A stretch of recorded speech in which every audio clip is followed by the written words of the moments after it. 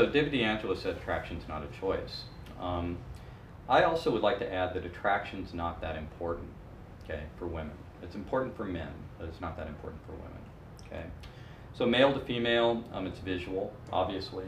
You know, again, it's not a choice. If I got a magazine like this and hot babe or whatever, guys just automatically get a response, okay? It's the same thing, and that's why they put that stuff in these magazines, okay? It's a way of kind of selling all the other stuff that's in there. You know, they're smart. They're associating sex with, what, penis enlarging pills, and I'm not kidding.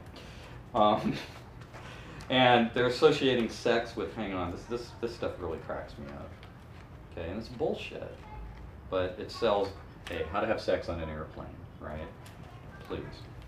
And there's our little thing. I'm trying to find like some of this stuff, all this kind of attraction stuff. What they're doing is they're using this to kind of sell stuff, and they're associating whatever it is. Like, you can look at drills. Like, you guys ever see the Makita drill girl?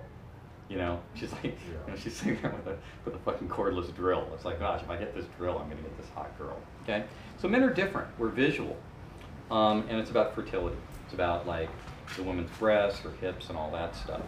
One of the big problems guys make is they assume that women are exactly the same, that they respond to the same thing. So attraction equals sex for men. If I'm attracted to a woman, I want to have sex with her. That's just how guys are. It's like, boom. Like if I was attracted to that, that lamppost out there, if I thought it was cute, I'm ready to go have sex with it, okay? But it's also necessary for me to be attracted, right? Or I can't get an erection, I can't perform, I can't have sex, okay? For women, it's different.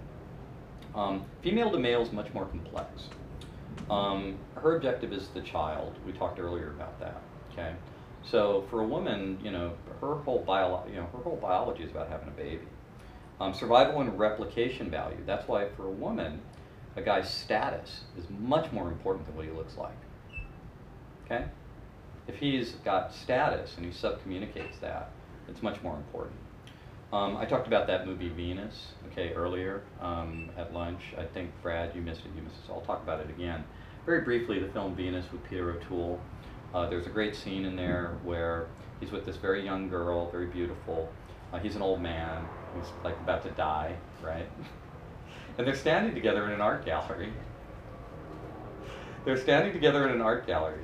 She's so cute. And he says in front of this painting, this picture of this nude woman, he says to her, this is the most beautiful thing that most men ever see. And she goes, really? What's the most beautiful thing that most women ever see? And he says, her firstborn child. Okay. That is the fundamental difference, in my opinion, between men and women. They're different end games. The man is seeking, this blow-up doll, sort of, that's what's sexually arousing to a guy, okay? That's what he's after. And then it's exaggerated and it's programmed, it's sort of forced into us. The media kind of pumps it up and everything to really kind of make that seem to be the norm. But the woman's after a completely different thing. Even though she may appreciate a guy with a nice body, right? She may really think, the guy's really super hot. she's seen this before too, she loved it. What she's really after is a child. That's really what she's thinking about. Even if she's not conscious of it, it's in the back of her mind. So her behavior in terms of dating and relationships, everything, is going to be guided by that. And this is where guys fuck up, all right?